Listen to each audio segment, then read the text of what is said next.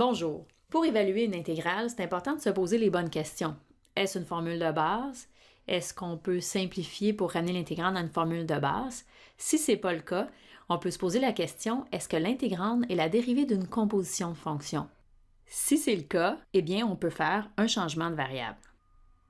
Rappelons-nous d'abord comment fonctionne la dérivation d'une composition de fonction.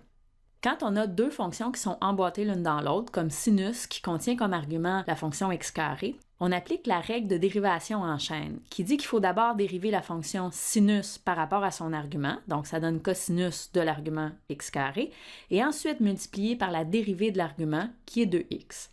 Si maintenant, dans une intégrande, je reconnais le résultat d'une dérivation en chaîne, c'est-à-dire qu'il y a une composition de fonction et la dérivée de l'argument se retrouve dans l'intégrande, eh bien, je vais pouvoir me demander qu'est-ce qui dérivé donne cosinus? C'est sinus de l'argument lui-même plus une constante.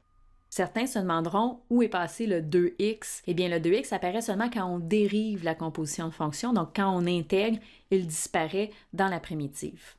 Si on me pose la même question, mais pour une fonction comme celle-ci, c'est un peu plus difficile de voir la composition de fonction.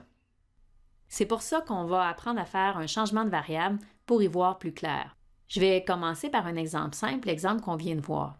Dans cet exemple, la fonction à l'argument, sa dérivée est juste à côté. Je vais donc poser un changement de variable. Je vais décider de renommer le x carré comme étant une seule variable, la variable u. La dérivée de u par rapport à x, c'est 2x, puis je peux trouver la différentielle du, qui est la dérivée d'x carré fois dx. Je vais substituer x carré par u, 2x dx par du, et j'effectue ce que j'appelle le changement de variable. J'obtiens l'intégrale de cosinus u du. Maintenant que je suis dans une nouvelle variable, c'est une formule de base, et c'est pour ça que le changement de variable est intéressant. C'est très simple, donc c'est sinus de la variable u plus c. À la toute fin, je dois revenir à la variable x, donc je substitue u par x carré. En général, je peux faire un changement de variable quand je reconnais dans l'intégrale une composition de fonction et la dérivée de l'argument de la fonction est présente dans l'intégrale.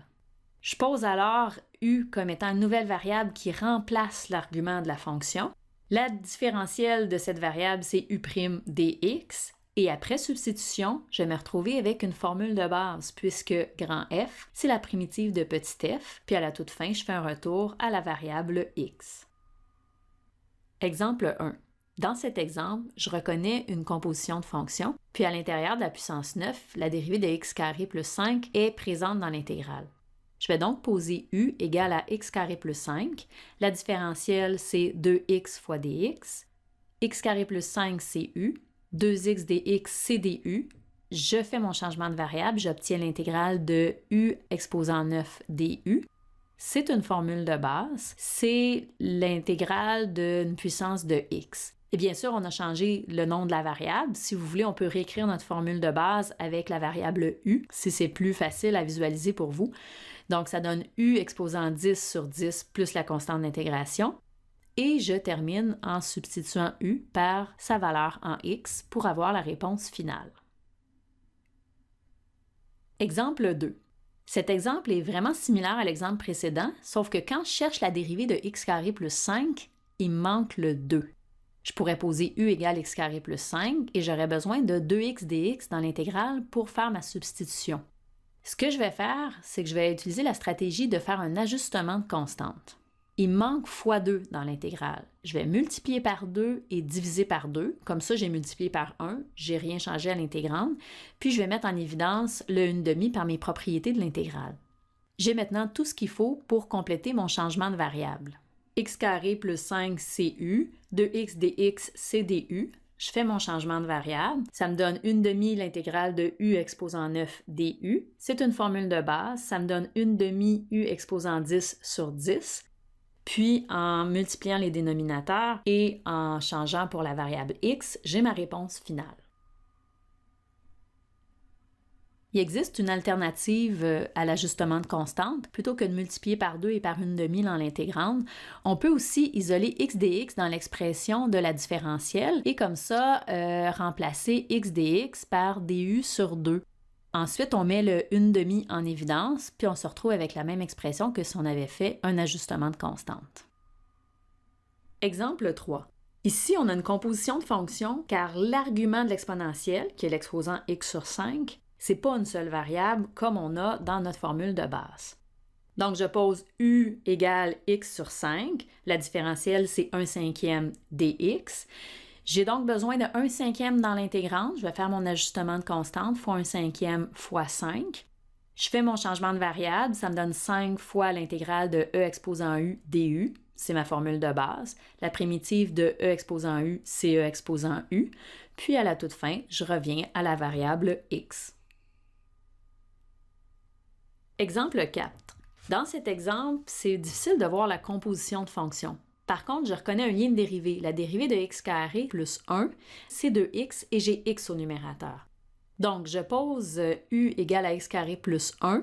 La différentielle, c'est 2x dx. J'ai besoin d'un 2, donc je fais un ajustement de constante. Donc, c'est égal à 1/2 fois 2x dx, c'est le du. X carré plus 1 au dénominateur, c'est la variable u. Cette forme-là, c'est une formule de base. C'est la formule qui donne le ln en valeur absolue de u plus une constante d'intégration. Et je termine en faisant un retour à la variable x. De retour maintenant à l'exemple qui nous paraissait un peu complexe au début. Dans cet exemple, il y aurait plusieurs changements de variables possibles. On pourrait par exemple poser u égale sinus x, ou encore peut-être sinus carré de x, ou sinus carré plus 7. On va faire le test de vérifier ces différentes options. Premier essai. Si je pose u égale sinus x, la dérivée c'est cosinus x dx. J'obtiens cette intégrale qui n'est pas une formule de base, qu'on ne peut pas simplifier, donc ça mériterait un autre changement de variable. C'est pas l'idéal, je le garde en mémoire, mais on va essayer de trouver mieux.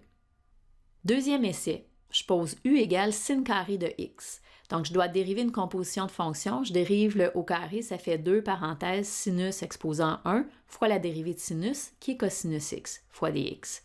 Alors, en faisant la substitution, je dois faire d'abord un ajustement de constante. Puis, en changeant, je me retrouve encore avec une forme où je devrais faire un nouveau changement de variable. Je le garde en mémoire. Dernier essai, je vais poser u égale sinus carré de x plus 7. Le plus 7, on a tout intérêt à le mettre dans le u puisque quand on va le dériver, ça devient plus 0 et il disparaît complètement. Alors la dérivée est semblable à l'essai précédent. On fait notre ajustement de constante, puis on substitue par la valeur de u et on retrouve une formule de base. Donc ici, 1 sur u, c'est l'intégrale de ln de valeur absolue de u plus une constante, on revient en x. Et donc, cette dernière option est celle qui remporte la palme du meilleur changement de variable. En résumé, dans l'évaluation d'une intégrale indéfinie, si on n'a pas de formule de base et qu'une simplification ne peut pas nous aider, on se pose la question, est-ce que l'intégrande est la dérivée d'une composition de fonctions? Si oui, eh bien, on va faire un changement de variable.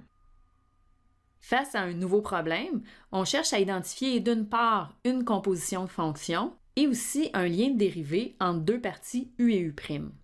Dans des cas simples, on peut conclure directement que la réponse est la primitive de f qui contient l'argument u. Si on décide de poser un changement de variable, eh bien on pose u comme étant l'argument de f, puis à ce moment-là, ça nous permet de clarifier l'intégrande en la ramenant à une formule de base qui est beaucoup plus facile à intégrer. Lors de la recherche du lien de dérivée, il est possible de faire un ajustement de constante pour compléter la dérivée recherchée. Dans des cas plus complexes, on peut faire plusieurs essais avant de trouver le meilleur changement de variable.